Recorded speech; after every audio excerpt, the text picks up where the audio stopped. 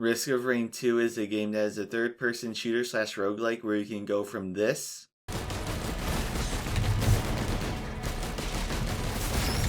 to this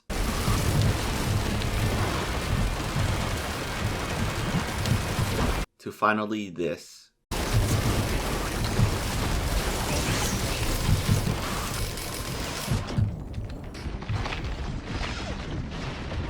Now, like any roguelike game, one of the main objectives is to beat enemies to level up and get better gear, which increases your stats, and then you can beat tougher enemies and repeat the cycle till you win or die.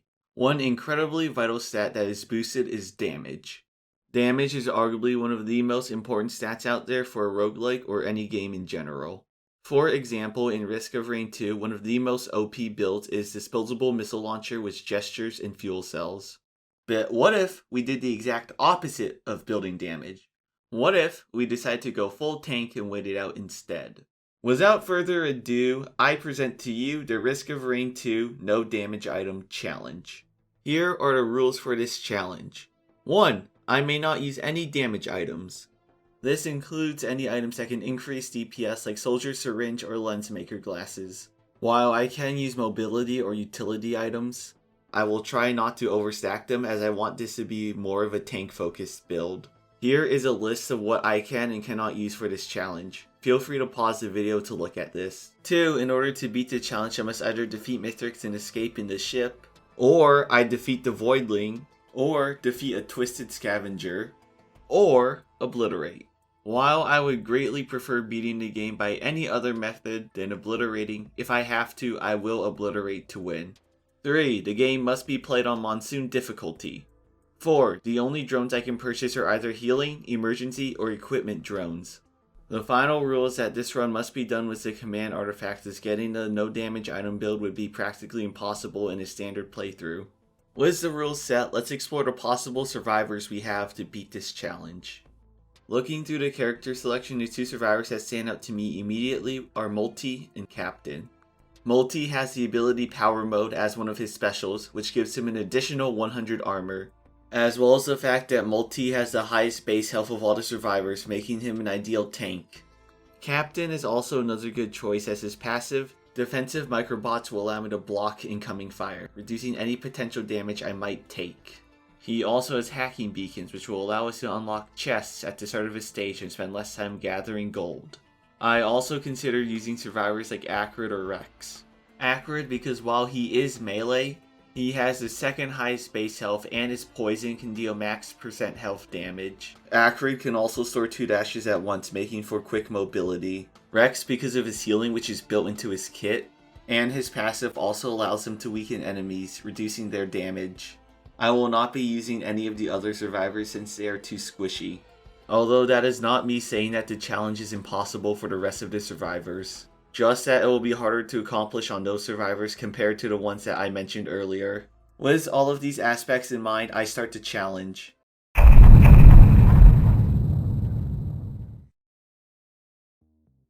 For my first run, I pick Multi, since he is the tankiest. My initial plan for this challenge was to run a mix of armor repulsion plates and tougher times, with the occasional goat hoof mixed in for speed and hopo feathers and infusions for green items. I didn't really know what to do for red items, but I figured I could just see what happens. My initial plan for this challenge was to run a mix of armor repulsion plates and tougher times, with the occasional goat hoof mixed in for speed and hopo feathers and infusions for green items. I didn't really know what to do for red items, but I figured I could just see what happens. In the first stage, I pick up 2 armor plates and a goat hoof, and then I get an old guillotine since I wanted an easier way to deal with elites. I then start up the teleporter and easily deal with the boss. From the boss drop, I choose a shipping form as the next screen, as I want extra items in future stages. I then open a chest and get a legendary, and this is where I make my first mistake. In my mind, I thought if I got a 57 leaf clover, I could use it to proc tougher times more often. However, I forgot that clover doesn't affect tougher times block % chance, so that was a waste. I did manage to find a Void Cradle and got a Tentabobble, so the clover does get some mileage at least. In the second stage, I focus on grabbing tougher times for my white item drops. only diverging from this to get 1 armor plate and 1 goat hoof. Then I chose a wood sprite as my equipment, as the constant healing will come in handy. I also get a hopo feather and wungus before fighting the boss, which I defeat easily again. I obtain an infusion, wait for the teleporter to charge up, and move on to the next stage. Now at this point, I'm sure you guys get the gist of my strat, so I'm not going to bother showing every little thing. I'm only going to show new items or interesting events. Speaking of interesting events, on the 3rd stage, I make my first actual fuck up. A little oopsie whoopsie fucky wucky, if you will. I tried to get another infusion only to fat mouse it and accidentally click on Ronald's band. While this should be a run ender, I elect to continue to run as the only thing that can proc the band is my shift. So I just don't have to hit any enemies while using shift and I should be fine, right? Aside from that, I have no issues defeating the boss, although I am beginning to feel the slight effects of having no damage items.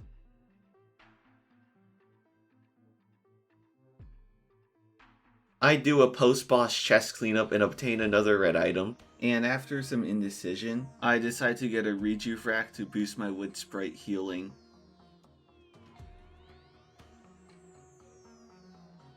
Fourth stage, the run is the same, although the lack in DPS is starting to get kind of noticeable.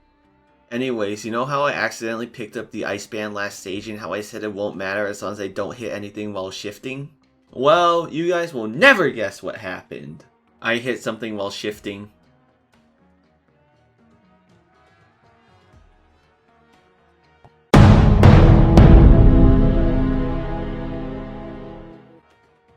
Well, regardless of what happens in this run, I can't approve it, but I still push on just to see how this challenge holds up in the later stages. I finish collecting items and start to fight the boss, taking it down after some time. To my surprise, I get a boss item, and I decide to take Titanic Neural, although Planunia would have worked too. Instead of taking the teleporter, I elect to greed for a legendary and fight the alloy warship unit. This was a mistake as the boss fight took forever to do, which means that future enemies are at a higher level. While I couldn't really take damage, I also really couldn't do any damage, so I just sat there and did nothing aside from hold M1. It also doesn't help that the boss has a special attack where it generates a large AoE field that can send you flying while it gains a shield for the duration of the attack. But after some sweat and tears, I get Ben's raincoat for my troubles. 5th stage is basically just a compilation of me running around slowly killing / running away from enemies before starting up the teleporter. At this point, my DPS is horrendous as I struggle to kill any elite enemy even with Guillotine. At the teleporter, I opt to loop and go for an obliterate ending as fighting any final boss would take me forever and I don't know how well my RNG can hold. And in the stroke of bad luck, I get Z Constructs as the boss. This is even worse in the alloy vulture unit because at least that would chase after you, whereas the constructs fly randomly. Not to mention that the constructs also have shields, which makes this agonizingly slow fight even more drawn out. Even sped up, you can see the agonizing slow burn I have to inflict on the boss to kill it. At least I can block / heal everything, but at this rate, if the enemies won't kill me, I'll keep it a $150. I'll just kill myself, and save them the trouble of killing me.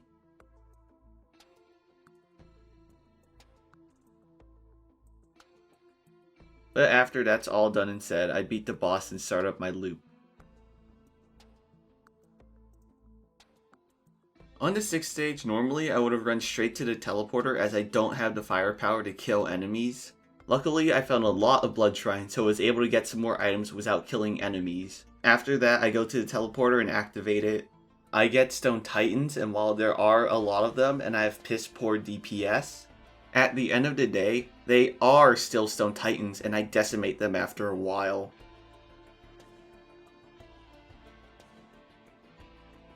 Onto the 7th stage.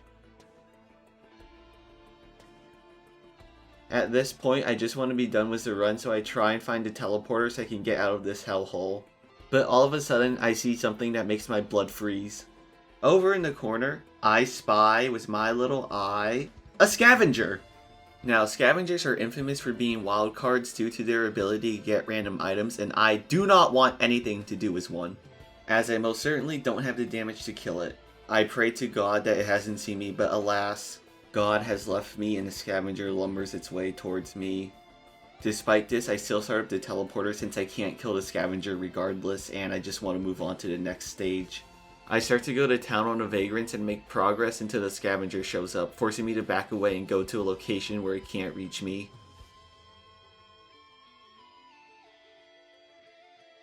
With that problem solved, I resume my barrage on the vagrants, only to suffer some more when overloading brass contraptions / wisps spawn and begin to swarm me. I try and counter this by strafing and jumping, but there is so much fire directed towards me that it still almost overwhelms my defenses. It also doesn't help that every time a mending enemy spawns, it undoes a couple minutes of my work and I have to shift targets to focus it down before attacking the boss again, since it can out-heal my DPS.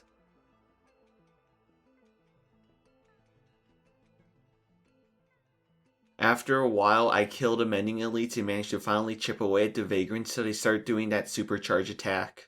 Unfortunately for me, this is where my luck runs out. I get hit with a charge attack through my blocks and then a brass contraption blasts me in the face right after and I die, ending the run.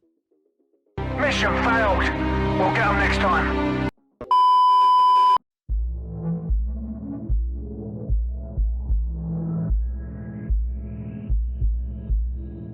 So for a first run, I think I did pretty okay for myself, but I just want to talk about what I did right and what I could do to improve in the future. First off, I don't think armor plates are to play here, as after the first loop, the scaling reaches a point where the enemies scale way harder than I can, and they will hit much harder to the point of where my armor plates won't matter. On that note, I also won't be using Clover, as tougher times won't proc on it, which I forgot about in the first run. And I will stick to getting Rejuve Rack and Dioses next time for Reds. Also, on the scaling point, I am going to try and heavily mitigate this issue by utilizing a neat little trick to bypass the 5th stage by entering the artifact code and going into the portal. That way I can skip the boss fight on the 5th stage at the cost of looping for an obliterate. After the loop, I will immediately rush to the teleporter and beat the boss to reduce time and hope that I don't get scavengers, because I definitely don't have the firepower to take one out.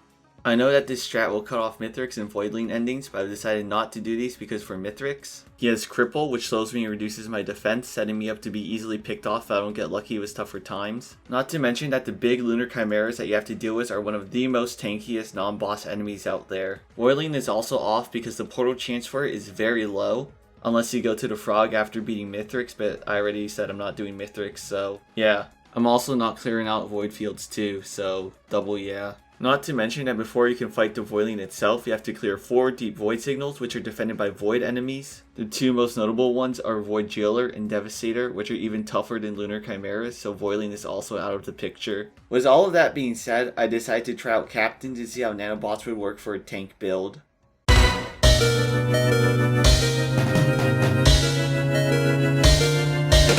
Now, in this run, I pick Captain, and my build is going to be similar to what I said in my first analysis, where I stick to building tougher times with a couple of support and movement items. With one small difference. I will invest some of my white items into soldier syringes. Now, I see some of you saying, won't that violate the item rule you had at the beginning of your video? Especially the part where you said no DPS boosting items? No, it won't, because while syringes do increase rate of fire, Captain is unique in that every time you want to attack with him, you have to release the mouse button and re-click every time, as holding down the mouse button only narrows the spread of his shots. Your DPS is still limited by how fast you can rapidly click. While it does increase the speed at which the shot spray narrows, in terms of DPS, this side effect is inconsequential, as the main purpose for building syringes is just for nanobots, which will block shots at a faster rate with more attack speed. With that disclaimer out of the way, let's get into this run. I'm just going to briefly go over the first 4 bosses since the item build is pretty much the same, except I invest more into bears and syringes. Also, since I'm playing as Captain, I have 2 hacking beacons and unlock the first 2 chests I see with them for every stage. After collecting a couple items, I go and blast the first boss and easily win. Nothing new there. First boss is really easy, which is expected as it still is the first boss. I get the shipping request form again so I can get more items. Then on the second stage, I get a wood sprite as my equipment, and then I get a legendary, which I then turn into a rejuve. Shortly after that, I get another legendary, which I turn into a Dio. Seriously, what is my luck over the past 2 runs?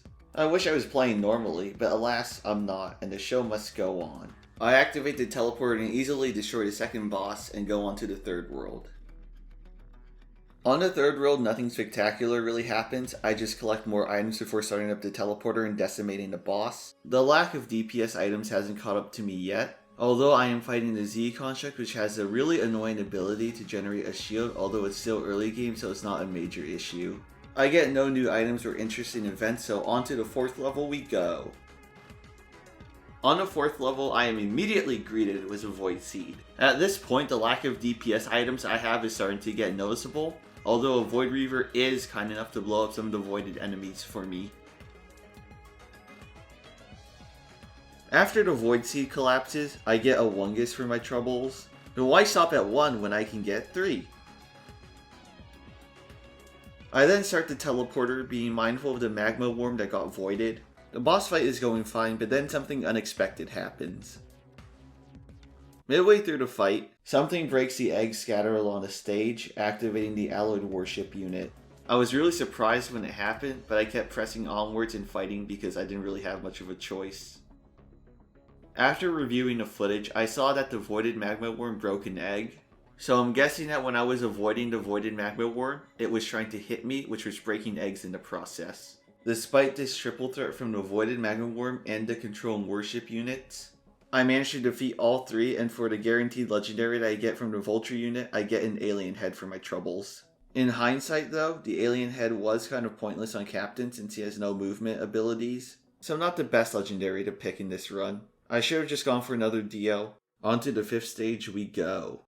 In the 5th world, I run around and use my beacons to get some more free items. I then snag a Wungus and some extra items with the gold from the few enemies that I killed from the massive horde chasing me. Then I head down and input in the swarm artifact code and head into portal, skipping the 5th boss and a massive horde of enemies trailing me entirely. I chose the swarm artifact because while it does increase the amount of enemies I have to deal with, it reduces the amount of HP they have, making them easier to deal with.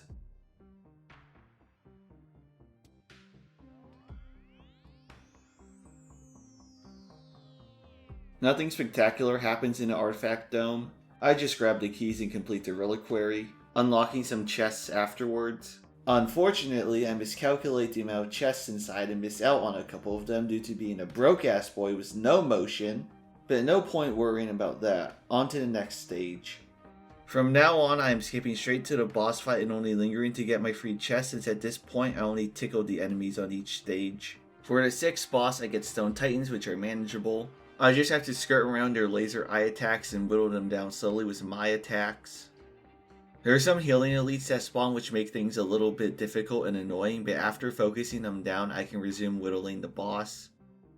Eventually, I kill the boss and head through the teleporter after snagging 2 more items since the teleporter is fully charged after the boss dies. While the slow DPS is annoying, the sheer amount of healing I have makes any fights relatively non-threatening.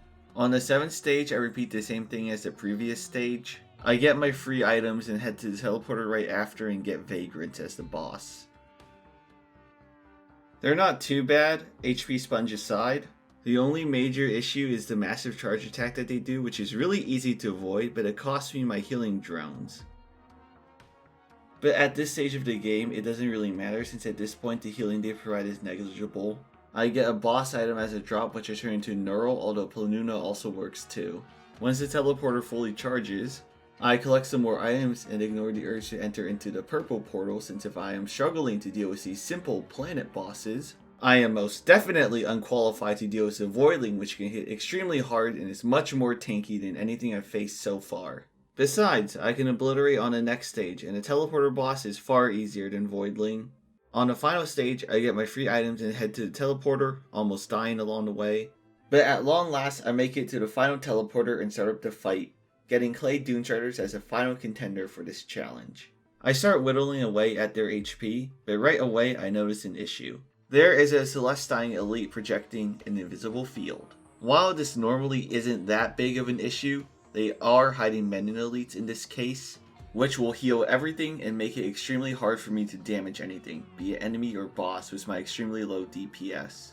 But I push on to slowly chip away at their HP, getting slowly decimated at the ever increasing amount of enemies that spawn, including Malachite Elite. Although that isn't that big of a problem since I have a decent chance of blocking its attacks, but if I get hit by one attack from it, I'm boned as I can't heal and have to rely on Teddy Bear RNG to save me. I decide to approach this boss fight by utilizing a very strategic strategy of spamming everywhere, be it in the invisible fields or on the Striders themselves. Eventually the HP of the Striders gets lower and lower.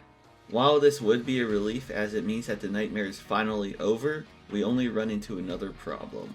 When Dune Striders reach low HP, they have a unique attack where they get armored and start sucking everything nearby, restoring their HP. So immediately, all my progress is invalidated since there's so many enemies to heal from. And keep in mind, each individual Strider can use this ability. So I'll have to get each Strider low and then kill them again once they restore to full HP, assuming that they can only use the Gok Gok 9000 once. Spoiler alert, I found out that they can use that move multiple times, so we're in for a fun ride. This issue is further compounded by the fact that there are Celestine elites everywhere which hide everything, be it Mending elites, other enemies, or the Dune Striders themselves. I can't hit the Mending elites because they are invisible. The Striders can regen their HP to practically full with the sheer amount of enemies nearby every time they get low, and they are pocketed by the Mending elites. And the Celestine elites are too bulky to kill quickly, so they provide supporting invisibility. I am trapped in a never-ending cycle of HP regen and respawning monsters, all the while the world difficulty is ever increasing. I am stalled out, Ouroboros style. Enemies spawn in, the Striders heal off them, I kill the enemies, they respawn, again, repeat this ad nauseum. As you can see, this is absolutely, to put it simply, cancer and AIDS. Also during the Sisyphean tier fight, which is really unfortunate since I definitely can't kill that right before I get popped because of a Malachite crystal and lose my Dios. But I think I have rambled on long enough about how this fight is impossible.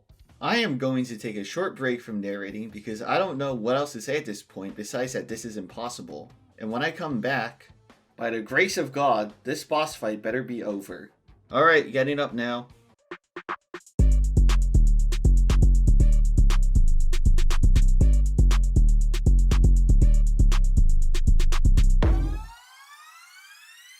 I've been in the hills, fucking dude. I've been in the hills, fucking dude. I've been in the hills, fucking dude. I've been in the hills, fucking dude. I've been in the hills, fucking dude.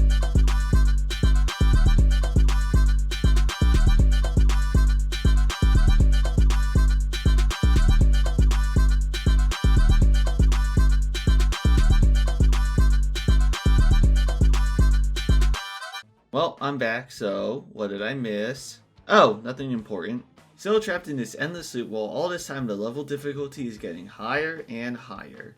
Okay, this is going on long enough. At this rate, you guys are going to get bored and click off the video if you haven't already. So I switch over to plan B and give you guys your daily dopamine dose via a Texas speech story, TikTok style.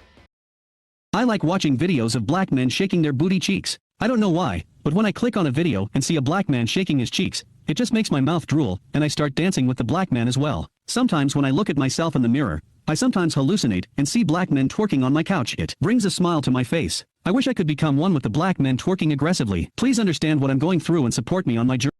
Well, I have nothing left to talk about in this run. No more funny bits or any other informative stuff to talk about in this run. Like, am I just supposed to tell you guys again how I can't kill anything because they are either too tanky, invisible, or healing? There's only so many times I can repeat myself before it gets boring. I give up and opt to suicide this run and start a new one that doesn't have me soft locked. So as a result, I ended up suiciding since I know for sure that I don't have the DPS to outdamage the healing from a level 90 plus boss boosted by Mending elites.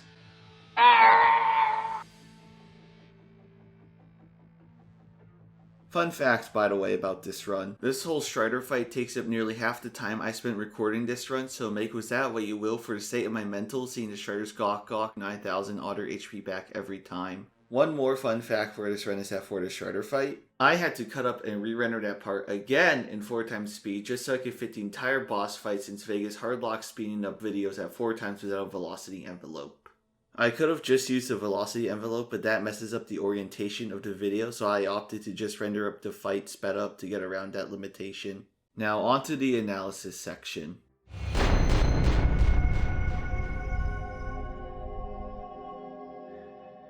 I mean, I say analyze, but there simply isn't that much to talk about this run. I had a good start, and this run was doable until the Shredders ruined the whole vibe.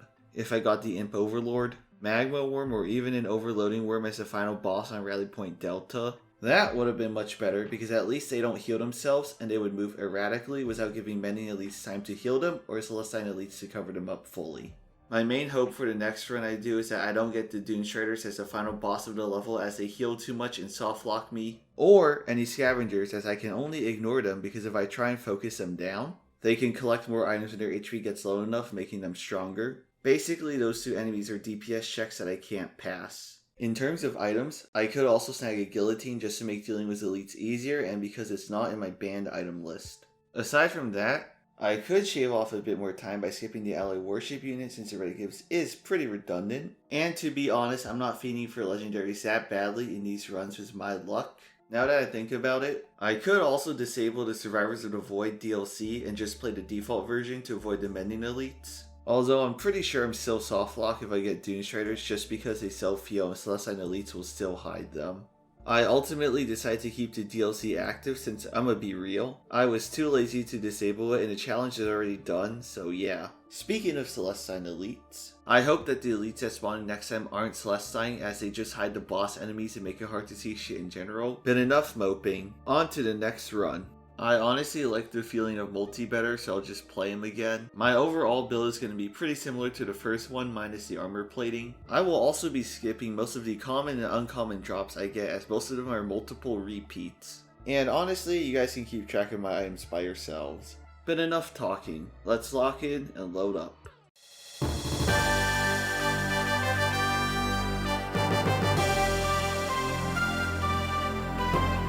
For this run, I'm basically doing the same thing I said I would do in my second run, but replace the syringes with tougher times. I come in hot, have a pretty uneventful clear, as it still is the first stage after all, beat the first boss, and get a legendary on the first level, which I turn to Reju Frac before moving on. On the second level, there's a Void Seed, which I collapse. Getting Wungus for my first voided item, as well as a wood sprite for my equipment, before whooping the second boss and obtaining a neural before moving on after the teleporter charges. In the third level, I end up getting a family event of golems coming for my booty, but no worries, I get another legendary, which I turn into a Dios and eventually end up creaming the boss and get another neural for my troubles before advancing forwards into the fourth level, but not before snagging the Tentabauble. On the fourth level, nothing remarkable happens despite the presence of a Void Seed. After collecting some items, I head straight to the teleporter and astral glide all over the boss, ascending to the fifth level once the teleporter fully charges. Ignoring the Void Seed since I already have all the voided items I want, and I want to save time to reduce scaling difficulty. On the fifth stage, I make a mistake and forget about my level skip strat, but after a while of playing with the rabble, mainly Wisp, who was a Mending Elder Lumerian and an overloading brash contraption. I remember the strat again, mainly because everything was taking too long to kill. But eventually I remember and make my way down and activate the portal to the reliquary, plugging in the swarm artifact code to get enemies with lower HP. While there is a risk of being overrun with enemies, the swarm artifact makes them less durable, and I have insane healing / tankiness, so they die easier and I can still out tank / heal their damage. Overall, my experience in the reliquary was pretty much the same I had in my last run as captain in terms of fighting difficulty. Nothing much to report there. After that's done, I press onto the sixth stage, and while I should just go straight to the teleporter, I yoink a Shrines of Heresy midway through, as the Shadow Fade ability gives me more movement and invulnerability / healing than my regular shift ability. I don't know why I didn't try and get a Strides of Heresy in my past 2 runs, but oh well. Also from this point on, and including this stage, I just get the free shipment item and head straight to the teleporter as a new strat for clearing stages. While I am noticing the lack of DPS like in the past 2 runs, my tankiness ensures that I win this battle with attrition, although the many elites make it really annoying.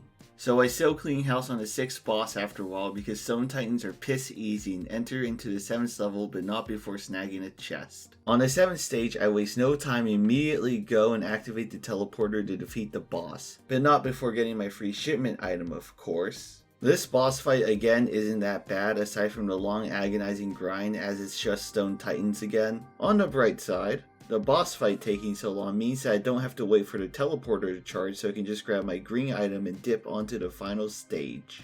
Now we're at the end game, the make it or break it part. Now for the final stage we get sulfur pools, so my boss fight options are between the Beetle Queens, Z Constructs, or the Clay Dune Striders.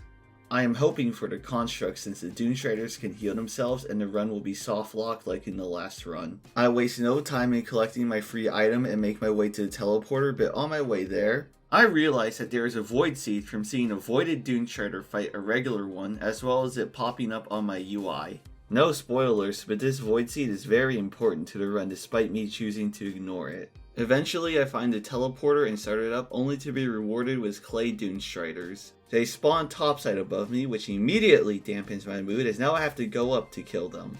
I also groan internally because I think to myself that this is going to be another wash run due to the heal suck and I'll have to restart, but I still fight regardless because I already came this far. It would be a shame to just give up and die now, so I press onwards. During the fight, amidst the din of battle, I see out of the corner of my eye a Void Jailer sauntering towards me, but I pay no mind aside to keep my distance from it.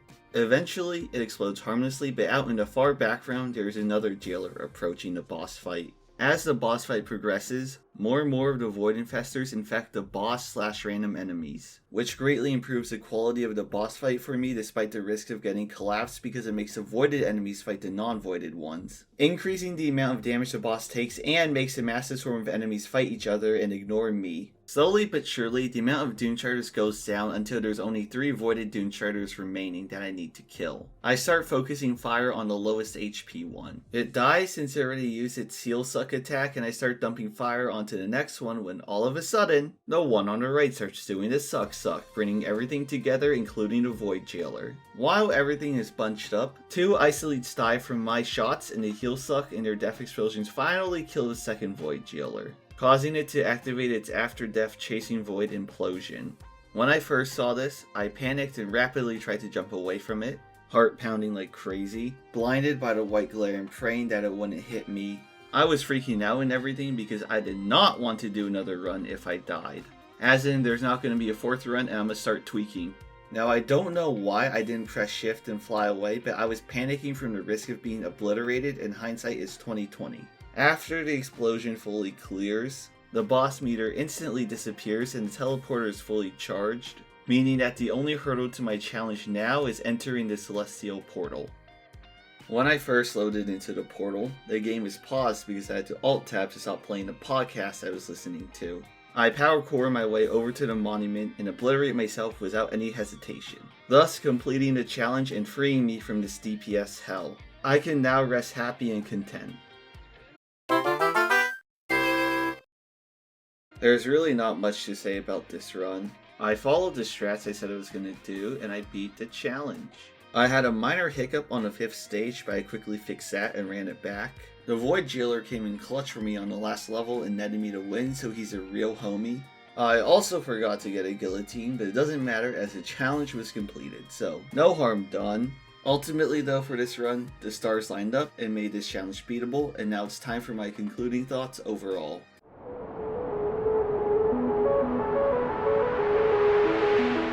So to sum up my overall feelings from doing this challenge, aside from the relief that I felt after beating it, while this was an interesting challenge to do, I cannot in good faith recommend this challenge to anyone else though, as this was in practice quite tedious and time consuming. But that's not surprising since it had no DPS items whatsoever.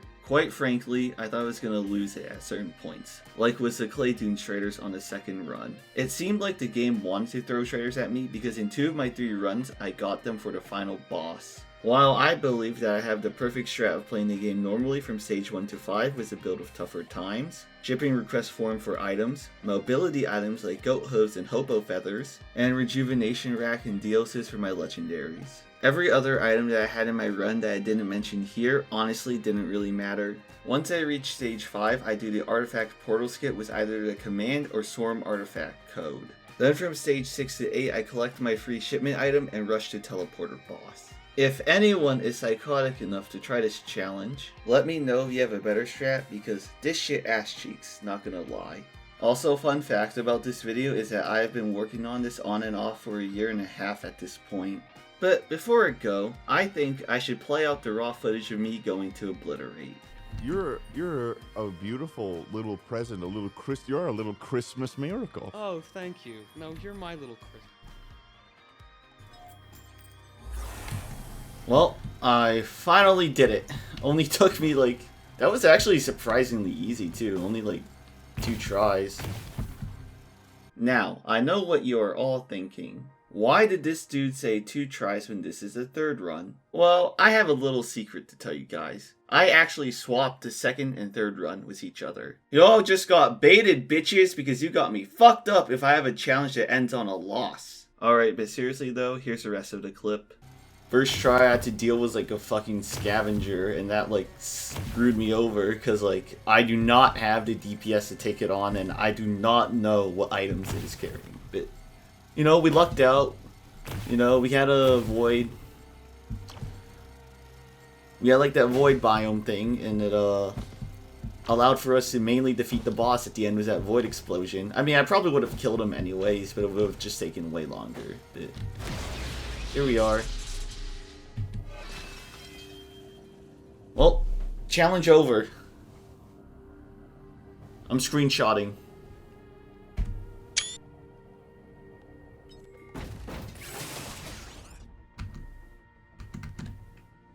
Before I go, I would love to give a big announcement and say that this program was made possible by contributions to your local Phaser Gazer channel from viewers like you. Thank you. That's all I have to say. See ya.